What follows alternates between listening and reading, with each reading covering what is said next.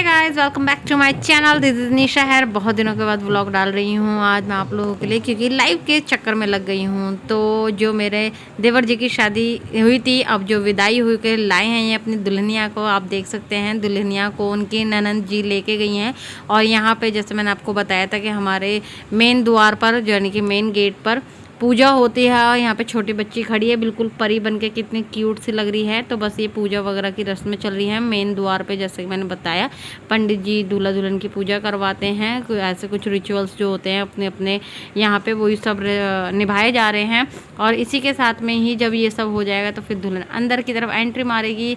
और बस यहाँ पे पंडित जी अपना दान दक्षिणा लेने के चक्कर में ये खा लो वो खा लो, ये सब होता है। चलिए मिलते हैं कैमरे पर। Welcome back to my channel, this is Nisha है। कैसे हैं आप लोग? प्लीज़ मेरे साथ शेयर कीजिएगा। मेरी तरफ से आप सभी लोग हमेशा की तरह स्वस्थ होंगे, बहुत बहुत मस्त होंगे, ज़बरदस्त होंगे। तो हम शादी में जाने के लिए तैयार हैं। सुबह डोली आ गई थी, मैंने आपको दिखा दी। और अब टाइम हो रहा है 12:30 का पूरा टाइम हो रहा है। और अब हम जा रहे हैं खाना खाने और थोड़ी सी जो रस्में होती हैं उनको देखने, क्योंकि खाना अब फंक्शन जो है वो ख़त्म हो जाएगा। और कैसी लग रही हूँ मैंने वही वाला सूट डाल लिया जो बर्थडे पे डाला था, क्योंकि बर्थडे पे आपने देखा ही था विद दिन मैंने आधे घंटे के लिए भी नहीं डाला था ठीक सूट। बस केक कटिंग करी और फिर उसके बाद मैंने उतार दिया था। बनी का आउटफिट देख लीजिए, आज बनी ने चेंज कर लिया है। तो कैसा लग रहा है प्लीज़ बताना। तो बस अभी पर्दा वगैरह हमने दरवाजे को खोल रखा था और सब लोग बाहर ही आंगन में खड़े थे, तो इसलिए मैंने ये डाल दिया। और हमारे यहाँ पे घूंघट नहीं लिया जाता है, मतलब वो नहीं दिया जाता है ऐसे वाला जो होता है ना, ऐसे वाला। हालांकि मुझे इसका बहुत शौक है। मैं सोचती थी अपने ससुराल में ना मैं घूंघट लिया करा करूँगी, लेकिन वो ये ना जिसको जिस चीज़ का शौक होता है वो कभी नहीं मिलता। मुझे घूंघट का शौक था, मुझे घूंघट ही नहीं मिला। मुझे ऐसे मतलब यहाँ पे ऐसे रहना पड़ता है, बस सर पे दुपट्टा ले लिया, वही मान भाव होता है। पर मुझे इसका बहुत शौक था। बताना मैं घूंघट में कैसे लगती हूँ। मुझे तो ऐसा लगता है घूंघट में मैं अच्छी लगती हूँ, बट वो ये ना यहाँ पे लेते नहीं है। पर फिर भी मैं अपनी खुशी के लिए ना कभी कभी इतना निकाल लेती हूँ। तो चलिए ज़्यादा बोर नहीं करूँगी, मिलती हूँ। और आज मैंने येलो की पहना है। आपने मेरे देवर की शादी में देखा था, मैंने ग्रीन लहंगा डाला था, उन्होंने ग्रीन शर्ट डाली थी, तो मैचिंग था। आज उन्होंने येलो शर्ट डाली है, मतलब कल रात को बारात में गए थे तो येलो शर्ट डाल के गए थे। आज भी उन्होंने वही वेयर कर रखे। तो मैं बारात में नहीं गई थी इसलिए मैंने कुछ नहीं पहना था येलो वगैरह। पर आज मैं यहाँ जा रही हूँ शादी में, तो आज येलो येलो हो जाएंगे मियाँ बीबी, है ना। तो मैचिंग मैचिंग होने जरूरी है। सूट दिखा दूँ मैं आपको। माता सो रही है, लेटी हुई है, सो नहीं रही। माता ने बोला सर पे डाल ले, घर के बाहर सब खड़े हैं, तो मैंने डाल लिया। और माता फिर जैसे मैंने सर पे डाला तो माता बोली अच्छी लग रही है। माता कैसी लग रही हूँ मैं, बताओ जरा। अच्छी लग रही माता कह रही है अच्छी लग रही है। हमारी माता सदैव ऐसी हंसती रहती है। और माता भी शादी में जाएंगी, तो माता ने ग्रीन वाला सूट डाला है। मैंने उनको कल प्रेस कर दिया था, फिर मैंने रख दिया था। तो अब जाएंगी माता खाना खाने, है ना माता।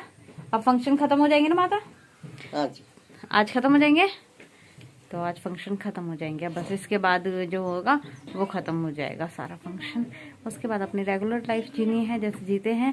तो चलिए, ज़्यादा पकड़ पकड़ हो गई है, मिलती हूँ थोड़ी सी देर में। तो बस दुल्हन आ गई है ढोल नगाड़ों के साथ में, और बस यही सारी लेडीज से बैठी हैं। तो मैं वीडियो बना रही हूँ क्योंकि ये सब गीत गाएंगी दुल्हन के आने की उसमें।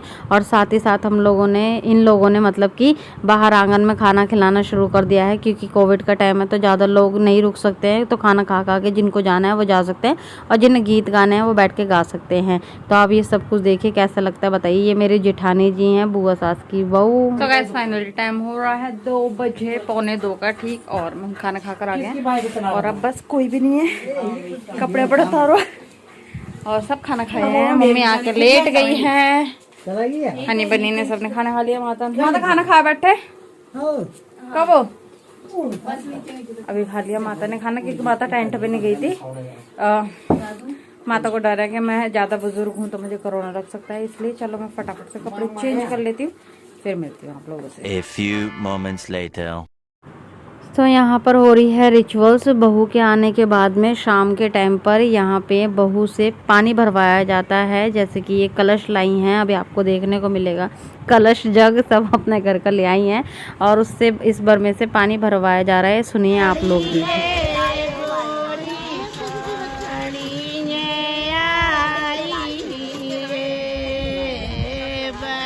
सो गाइस आप लोगों ने सुन लिया कि कितनी अच्छी रस्म होती है। सब लोग गीत गा रहे हैं और लड़की कलश पे लगा रही है टीका वगैरह। और ये लाल सूट में जो इनके पास बैठी हैं ये सास है, और जो नीले सूट में खड़ी हैं ये इनकी नंद हैं।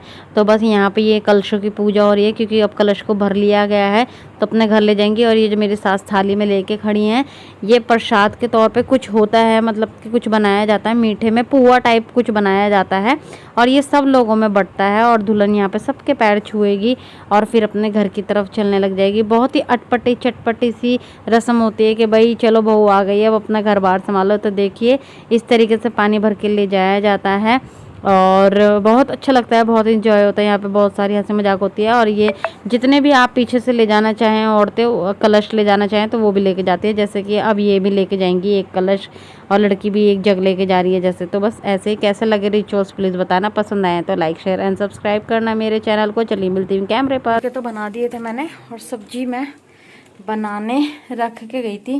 तो देख लेते हैं सब्जी की क्या हालत है अभी तक, क्योंकि मैं तो बस सब्जी छौंक के नीचे चली गई थी, आप देख सकते हैं। और फुलके मैंने बना दिए थे। एक्चुअली सब्जी क्या थी हमारे घर में बनी हुई थी, पर अन्नों को वो सब्जी नहीं खानी। वो होती है ना आदमियों को चुल्ल होती है बड़ी तगड़ी।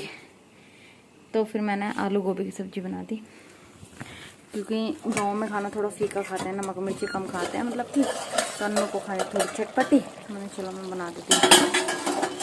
तो बस